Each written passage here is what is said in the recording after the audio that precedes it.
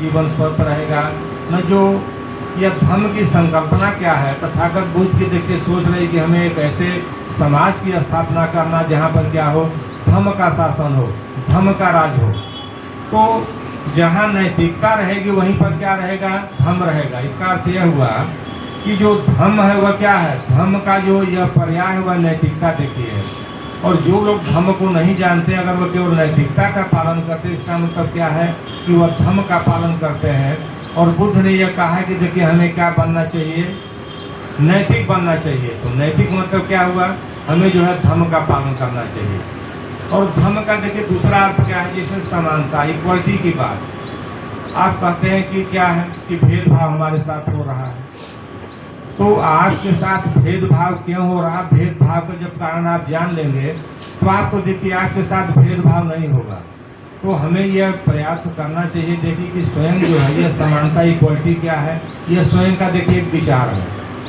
जैसे हम जब समाज में रहते हैं तो क्या हमारे अंदर यह भावना है समानता की, इक्वलिटी की, कि हम सबको समान ये मानते हैं। जैसे यहाँ जब हम लोग बैठे हुए हैं तो यहाँ जानते हैं हम सब लोग क्या है, यह समान है, इक्वल देखिए है। इक्वल का मतलब यह हो गया कि हम लोग सब क्या है, नैतिक देखिए है। नैतिक अर्थ क्या हो गया कि हम लोग उत्तम जीवन जीना चाहते हैं, श्रेष्ठ जीवन जीना चाहते हैं, हम जो है स्वस्थ जीवन जीना चाहते हैं। और देखिए यदि स्वस्थ रहना आपको है तो आप क्या करिए, आप धर्म का पालन करिए, शील का पालन करिए, अष्टांगिक मार्ग का पालन करिए। और देखिए जैसे हम लोग कहते हैं बुद्धं शरणं गच्छामि, हमको बुद्ध का अर्थ ही नहीं समझ में आया कि what is the meaning of Buddha. जब बुद्ध का अर्थ आप जानेंगे तब आप बुद्ध बनने के ओर अग्रसर होंगे। जैसे आप देखिए बहुत से लोग हुए लेकिन तथागत ही बुद्ध क्यों हुए। तो ये देखिए बुद्ध क्या है, यह बुद्ध जो है हमारे मन की एक, जानते हैं क्या है, ये एक स्थिति है। ये जैसे जब हम पढ़ाई करते हैं तो हम क्या करते हैं, पढ़ना शुरू करते हैं, हाई स्कूल पास किए, इंटर पास किए, इसके बाद ग्रेजुएशन किए, पोस्ट ग्रेजुएशन किए, उसके बाद हम पीएचडी करते हैं। तो जो पीएचडी डिग्री करते हैं तो पीएचडी क्या है, ये जानते हैं जो पीएचडी करने वाला आदमी, उसकी जो सोच होती है वह क्या होती है, बहुत हाई लेवल की हो जाती है। तो जो यह बुद्ध की स्थिति है, बुद्ध देखिए है क्या, जब आपको या किसी भी आदमी को बुद्ध बनना, और बुद्ध आप बन सकते हैं, लेकिन बुद्ध बनने के लिए क्या करना, बुद्ध की जो पहले की स्थिति है वह जानते हैं क्या है, वह 10 पारमिताएं। जो आदमी यह 10 पारमिताओं का पालन करता है वह क्या बनता है, वह बोधिसत्व बनता है। बाबा साहब ने क्या किया, बाबा साहब ने देखिए अपने जीवन में इन 10 पारमिताओं का पालन किया, इसलिए बाबा साहब को क्या कहते हैं, बोधिसत्व कहते हैं। तो जिन लोगों ने देखिए, अगर आपको बोधिसत्व बनना है, 10 पारमिताएं बताई गई है आपको। और देखिए 10 पारमिताओं में क्या है, जैसे जो पहली पारमिता है दान और दूसरी पारमिता है शील। आप 10 पारमिताओं का पालन मत करिए, आप केवल आप जानते हैं केवल 2 पारमिताओं का आप पालन करिए। आप क्या करेंगे, जो बुद्धत्व का जो मार्ग है उसको चलना शुरू कर देंगे आप लोग। यदि आपको बोधिसत्व बनना है तो आप केवल 2 पारमिताओं का पालन करिए। जैसे दान पारमिता देखिए है, अब दान पारमिता में आपको जो है पिछले सेशन में देशना में बताया गया है कि देखिए जो दान पारमिता है उसके भी कितने चरण हैं, 3 चरण देखिए।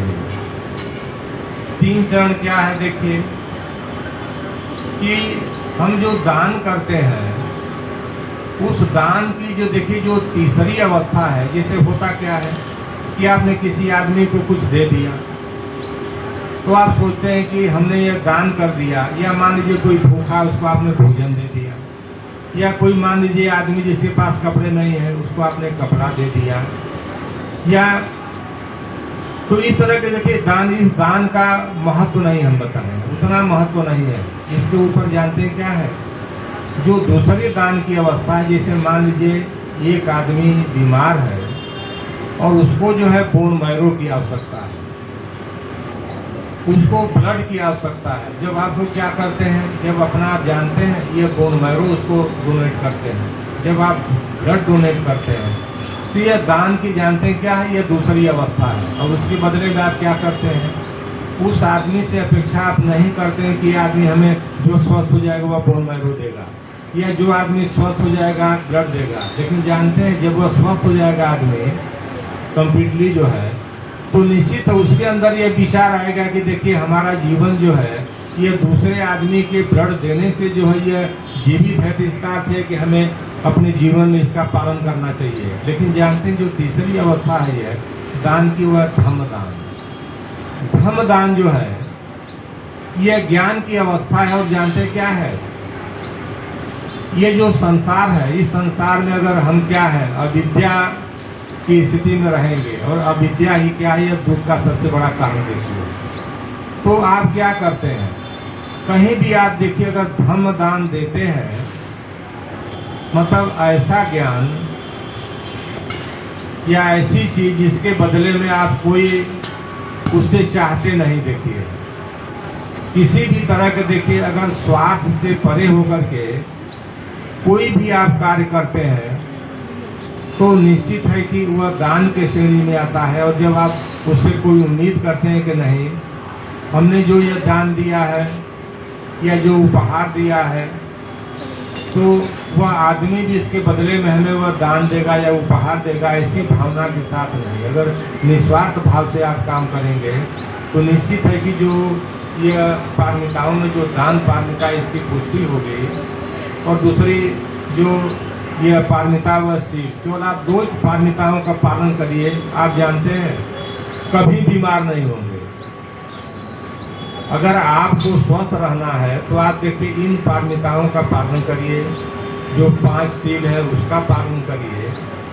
क्योंकि देखिए इसका पालन करने से होता क्या है, मैं थोड़ा आपको विज्ञान की तरफ ले सकता हूँ। जैसे देखिए जब हम दुख के स्थिति में होते हैं तो इसी को जानते हैं, हम कहते हैं स्ट्रेसफुल कंडीशन, स्ट्रेस की अवस्था में। और ये जानते हैं स्ट्रेस होता क्या है, स्ट्रेस का वैज्ञानिक कारण देखिए क्या है कि जब हम दुखी होते हैं, स्ट्रेस में होते हैं, तो हमारे शरीर से एक हार्मोन निकलता है, उसका नाम है कार्टिसोल। और ये जो कार्टिसोल है, ये जानते हैं जितना ही निकलेगा आप क्या होंगे, उतना ही दुखी होंगे, या इसका प्रभाव जितने समय तक रहेगा आप क्या रहेंगे, दुखी रहेंगे।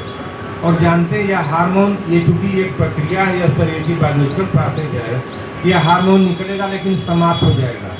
इसकी जानते हैं एक अवधि होती है वह, और कम अवधि के लिए रहेगा। तो फिर क्या हो जाएगा कि जब वही स्ट्रेस हार्मोन निकलेगा, तो स्ट्रेस हार्मोन जब इसका प्रभाव कम हो जाएगा तो हमारे शरीर में जानते हैं क्या है, यह डोपामाइन हार्मोन देखिए। और यह हार्मोन हमें करता क्या है कि हमें अपने लक्ष्य की ओर जो है जाने के लिए प्रेरित करता है। यह मोटिवेटर है, काम करता है। मोटिवेशन जैसे यह तमाम लोग हमारे विचारों को या हम लोग दूसरे के विचारों को सुनते हैं, मोटिवेट होते हैं। तो जो हमारा शरीर है, यह शरीर जानते हैं क्या है, यह हार्मोन की भाषा को वह सुनता है, और इस डोपामाइन से वह मोटिवेट होता है और वह लक्ष्य की ओर बढ़ता है। फिर देखिए सेरोटोनिन है, मेलाटोनिन है। और आदमी जो स्ट्रेस में होता है उसको होता क्या है कि जानते हैं उसको नींद ही नहीं आती है। और नींद न आना ही क्या है, ये बीमारी का सबसे बड़ा कारण। कुछ लोग शिकायत करते हैं कि हमको रात में नींद ही नहीं आती है, 3 घंटे नींद आती है, 4 घंटे नींद आती है। तो ये जानते हैं नींद का कारण जो मैंने बताया था कि जो यह मेलाटोनिन हार्मोन है, अगर इसकी मात्रा जो है ये क्या है सही रहेगी तो निश्चित आपको क्या आएगी, नींद भी आएगी जो है। तो पूरा ये विज्ञान आपके शरीर के अंदर ही है। यदि आप करते क्या है कि इन 5 सीलों का पालन करते हैं, अष्टांगिक मार्ग का पालन करते हैं, पारमिताओं का पालन करते हैं, तो आपका जीवन क्या होगा, स्वस्थ होगा और श्रेष्ठ होगा। इन्हीं शब्दों के साथ जो है आज की जो देशना है इसको हम विराम देते हैं और आगे फिर जो है भूषण जी को माइक देते हैं। बहुत बहुत साधुवाद, बहुत बहुत धन्यवाद सर। सर अभी इसी आसन बैठेंगे और आनापान का अभ्यास नहीं कराएंगे।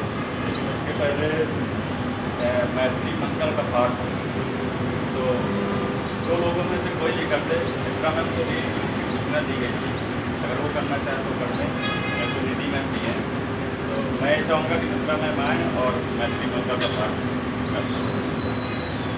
और सभी के फ़ोन पे एक पेज गया होगा ग्रुप में, अगर वो समझ ना आ रहा हो तो उससे पढ़ के भी आप बोल सकते हैं।